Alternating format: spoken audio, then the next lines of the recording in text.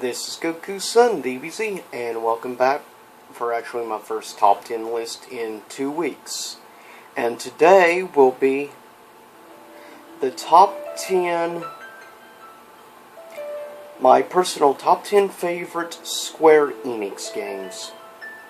So that will, of course, include games that were made under just the Square banner, as well as Squaresoft. And, of course, under current Square Enix. Now, with that said, I thought it was only right I started out with a little piece of music of the main theme of course, Final Fantasy. And I'm stopping so no, normal voice stuff comes in, because that's when the copyrights usually get you. And with that said, today, starting off at number 10. And of course, Final Fantasy will dominate this list, most obviously. Well, for the most part. There are a couple of ties here and there. That said, first off, coming in at number 10 is the original Kingdom Hearts. Which is, well, by now, of course, you know that I'm a big fan of not just Final Fantasy and in general Square games, but I'm a big fan of the Kingdom Hearts franchise. Given I have played every single one of the games, though I don't own all the games. I do not own the Dream Drop Distance, given that's a 3DS game, which I do not have a 3DS. I just have a DS Lite model. So, coming, and it is a lot of fun, and started this Juggernaut franchise, which is now Square's second largest franchise, next to Final Fantasy. Though Kingdom Hearts would not exist without, obviously, Final Fantasy, given that's part of that universe, along with Disney. Now, coming in at number 9 was released on the originally Super Nintendo, released over here in America as Final Fantasy III. And then, in the PlayStation version, the re-release also for the Game Boy Advance, and, of course, now mobile devices, and that is Final Fantasy VI, coming at number 9. A lot of people would probably have the game higher on their list, but for me, this is where Final Fantasy VI gets. And, with that said, coming in next at number 8 is probably the most overrated Final Fantasy game, and which is why it doesn't make it any higher than number 8, though it's still on this list because I genuinely enjoyed the gameplay and I love the music. And this was the second Final Fantasy game I ever owned. First one I ever physically owned a copy, though it wasn't the first one I ever played. 3, aka 6, was the first one I ever played, but with that said, number 8 is Final Fantasy VII, which is, of course, the best-selling Final Fantasy game of the franchise, as well as the single best-selling game ever for Square Enix as a whole, which is impressive, but then again, it did sell around an estimated 11 million copies, so it's no surprising that it's so huge, and actually it's about the only game in the franchise to actually sell more copies in North America than actually domestically in Japan. That's a very rare thing to ever happen, to see it actually sell better overseas than in your home country. That's a rarity, especially for Square Enix, that's a rarity. Not so rare when it comes to, of course, like Pokemon and stuff and Nintendo. Coming in at number 7 is another Final Fantasy game that was released exclusively, of course, like 7 was exclusively on the original PlayStation, or PSX. And that game was Final Fantasy IX, which does feel like a throwback to Final Fantasy VII because of the smaller design characters, not as impressive graphically speaking. But, as, say, Final Fantasy VIII, but it brought a certain element back that the old school Final Fantasy fans liked, like with the job system, and also it brought back from like Final Fantasy 6 and prior, where you could battle with up to 4 people on your team at a time, which of course 7 and 8 put it down to 3 characters. But there are a few, of course, later Final Fantasy games that would continue to allow more than 3 characters. And really one of the only games that would allow that, of course, was Final Fantasy 12. But that's one of the reasons a lot of the old school fans liked Final Fantasy 9 and feel 9 was the last true traditional Final Fantasy game in the franchise. I personally enjoyed it very much, and I think it's one of the 3 best games, at least soundtrack-wise, of the Final Fantasy franchise. Coming in at number 6 is the probably second best-selling Final Fantasy game in the franchise, and another very successful one here in North America as well as even in Europe. And that is Final Fantasy X, coming in at number 6. Final Fantasy X is definitely a really good game. Don't get me wrong, I genuinely enjoy it, otherwise it wouldn't have made it this high. And I liked the elements of adding some heavy metal to it, well, death-type metal, which of course the instrumental music was done by, of course, the Black Mages. And the vocals were done by Till Lindemann of the German industrial metal band Rammstein. Rammstein.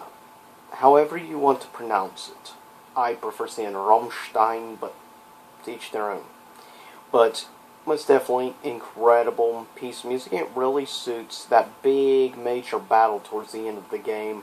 That music is very suitable for the look and design of the boss. And it makes the boss battle a lot of enjoyable fun, having metal, because it's the first and only game in the series thus far to actually have metal. Though there are a few other games that have combined rock and classical together, such as Type 0.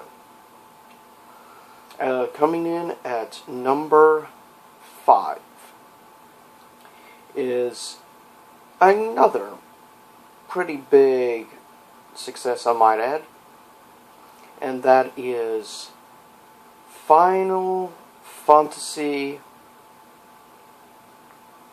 IV. Final Fantasy IV, or known as Final Fantasy II, the more I've played this game, the more I've enjoyed it. And the characters are actually really interesting in Final Fantasy IV, and the overall story arc is interesting, as well as the somewhat sequel, Final Fantasy IV, The After Years, which I recommend you get Final Fantasy IV Complete Collection, which you can get either on the Nintendo DS, as well as you can get on the PSP, the Complete Collection. Or if you want, you can go with regular Final Fantasy IV on the PS1, which also comes with, of course, a PlayStation 1 copy of Chrono Cross. I mean, not Chrono Cross, but Chrono Trigger. So a good double pack. And Final Fantasy IV is just genuinely a lot of fun. A lot of good music. The character designs I really much enjoy. Especially that special Purple Knight design is just awesome. I love his overall story. I love the boss in it. I mean, probably one of the best parts for most people with Final Fantasy VI is Kefka. Don't get me wrong, Kefka is easily one of the best villains ever in JRPGs in general. But it's based a person-by-person basis when it comes to taste on characters and things. For me, I thought overall, at first I liked Final Fantasy VI a lot more, but as the more I played Final Fantasy IV, I feel that the overwhelming experience and enrichment experience of Final Fantasy IV, Final Fantasy II for Super Nintendo is just genuinely a lot of fun. The music is incredible. I personally have it on the PS1 with, Chrono Trigger, and I also have the Complete Collection one for the PSP. Unfortunately, I have not been able to get a hold of Final Fantasy II on Super Nintendo version, though I do have 6AK3 on the SNES. And with that said, coming in at number 4 was released actually on the PlayStation Portable PSP. Also an HD re-release in, of course, Kingdom Hearts 2.5 Final Mix. And of course, this game is called Kingdom Hearts Birth by Sleep, BBS. And Birth by Sleep is genuinely a lot of fun and is easily now my second favorite Kingdom Hearts game. I like it more than the original Kingdom Hearts, and that's saying something, by the way, because I absolutely enjoy Kingdom Hearts 1, but I like the battle system. I actually think of all the game's battle systems, I think Kingdom Hearts Birth by Sleep has the best overall combat system of all 7 games in the franchise. Hands down, though, the combat system in Dream Drop Distance is very similar overall gameplay-wise to the gameplay mechanics in Kingdom Hearts Birth by Sleep. I don't know why I keep saying Final Fantasy. But Birth by Sleep is just a lot of fun. Love the overall story, and I actually like where you have to play 3 different separate storylines to get the whole picture of the overall story arc in the game. It's a lot of fun, and I like the characters Ventus, which of course basically looks like Roxas, which there's a reason for that. Of course, you have Terra, which now combat-wise overall, Ventus combat system and overall gameplay is more about speed, which is sort of how really you could say about Sora. It's the same way. On the other hand, of course, Terra is slower, but also has a lot stronger critical hits and overall power attacks. So he focuses more about strength, while Ventus is speed. And Aqua actually has a good balance of speed and power, not overall as strong as, of course, obviously, the strength of Terra, but still pretty strong, and has the speed really pretty well of Ventus. Personally, I like her dodge ability better, because Mr. Terra only does like a weird speed dash type thing, short distance. Ventus does more like rolls and stuff to dodge, sort of like in Fable and with Sora. Now, on the other hand, Aqua does axles, and I actually think that works better dodging attacks in boss battles. I think her axle move is way better for a boss battle, and also her magic is far superior to everyone else in the game. She's by far the best character overall. I think story-wise, she's the most interesting character. I love her overall design. The blue hair is awesome, by the way. But I really overall like the character of Aqua. I think she's by far the most interesting and fascinating of the 3 characters. But this game being a prequel, 10 years prior to Kingdom Hearts 1, it does help set up a lot of the groundwork for the franchise as a whole. It helps you understand things a little bit better. Also, such as characters like Pete, such as characters like Yen Sin, such as characters like, obviously, Mickey, and of course, we can't forget Maleficent, and of course, Master Xehanort, and the evil version of Ventus called Vanitas, which he's a pain in the ass to fight sometimes. He really is. He can be pretty difficult when he wants to be, especially if you try playing the game on critical mode. Good luck, by the way. I've beat the game with all 3 characters on, like, easy, medium. I've beat the game with Aqua on hard. I'm almost at the end beating it on hard with Terra, and I've beat it also on hard with Ventus. Now, so far, I'm only on critical mode with Aqua. I will say, the game is insanely difficult on critical mode. You want to talk a good challenge? There's a good challenge for you. Because trust me, on easy or normal mode, it's not that hard of a game to beat. But on critical mode, yeah, good luck.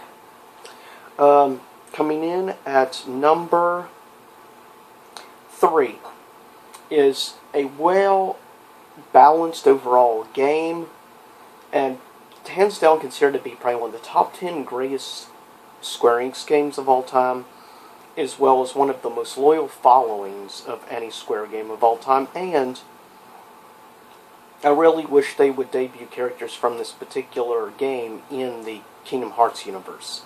Because we've already had the World Ends With You characters and Final Fantasy characters, but we have yet to see characters from Chrono Trigger, as well as a few other franchises.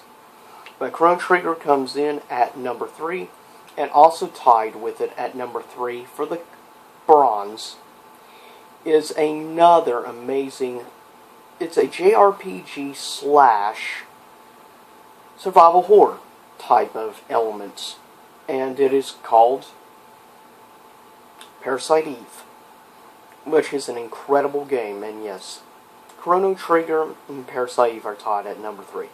Both incredible games for their own elements in it, like time traveling for, obviously, Chrono Trigger, which they use some of those same time traveling element type things in the story arc of actually Final Fantasy 13-2, interestingly enough, which is the best, as far as most people are concerned, is by far the best of the trilogy.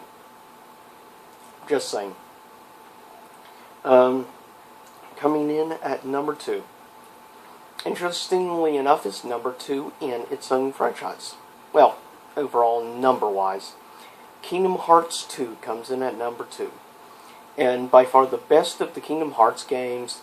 Yeah, it kind of annoyed me with the whole tutorial thing. It took about 4 hours to get through just the freaking tutorial of the game, which is kind of insane when you think about it, a 4-hour tutorial. Seriously. But I still enjoyed it overall, and I like the elements of storytelling also, and I enjoyed also the new worlds we would see in also that game. Such as the first time getting to see the original Tron play out. Game-wise, that was awesome because Tron was just a lot of fun. And the same thing goes for some other worlds. I mean, I really enjoyed getting to go to Hollow Bastion, and at the very end you learn it was originally called Radiant Gardens, which of course you have in Birth by Sleep. And it's just an overall fun game. I really, overall villain-wise, don't get me wrong, I like Ansem from the first game. I really enjoyed Xehanort, given he was voiced by the late, great Leonard Nimoy. But of all the versions so far, I personally much more prefer the character Xemnas, head of Organization 13. The Nobodies. Xemnas is an interesting character, and I love the voice actor who does Xemnas. He has just such a great, deep voice. I just love the overall design and look of the character, and his sort of like lightsaber type sabers he uses, which are pretty awesome, and he's fun to fight, I will say that. I like the story arc also, you know, involving Roxas, which is pretty cool, because I love the character Roxas, and the character Naminé is also quite interesting. Here's some honorable mentions. Chrono Cross, Final Fantasy III, Kingdom Hearts Dream Drop Distance, Kingdom Hearts 358 over 2 days, Final Fantasy XII, Final Fantasy 13-2, Final Fantasy 13, Parasite Eve 2, and the third birthday, which is technically like Parasite Eve 3. Coming at number 1 was the first actual game I ever bought, Final Fantasy-wise, though it's not the first one I ever played. And that was Final Fantasy VIII on the PSX, or PS1 rather, which I'm still waiting for it to get a freaking mobile release. Seriously, Square, what's taking you so long for Final Fantasy VIII mobile release? Because you've got 1 through 6, you've even released 7 and 9 on mobile, and Tactics, but yet you still have yet to freaking release 8 on the mobile. So I would just like to know, why the crap have you not released it yet? But, that's my issue with it. Final Fantasy also has my favorite soundtrack of all the games, hands down. I just think Final Fantasy VIII's music is just incredible. Always has been, always will be, I think, one of the best. And if you don't believe me, here's a little piece of music to give you an idea of how great the basic battle music is. Oh, never mind. I accidentally tried to start the one with the vocals, and I can't have that. and write a copyright. There it is. Before I get off. This is the basic dial music for Final Fantasy VIII. And I have a few announcements. The very next comic book review you can expect is Spawn issue 262. It's the final chapter of the Satan Saga Wars. So you can stay tuned for that. Also, I'm working on my second ever regular book review. And not just any book, Star Wars Darth Plagueis, which is a fascinating novel, I may add. Incredible book. Ever get the chance, you've got to check out Darth Plagueis. And I'm working on a special, another Street Fighter comic book review, but I'm not going to announce which comic I am reviewing. And last, for a special book pickup yesterday, even though it's not an actual novel, it's just a novelization of the basic script for the play, but I still can't wait for the Harry Potter and the Cursed Child to start reading.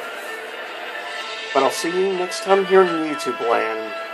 Remember, same YouTube time, same YouTube channel. Please give me a thumbs up this video, like, subscribe, follow me at twitter.com/GokuSunDBC, as well as at Google+, and now on Tumblr, which I'm playing on in the next week, doing my first written blog on Tumblr. So, check that out.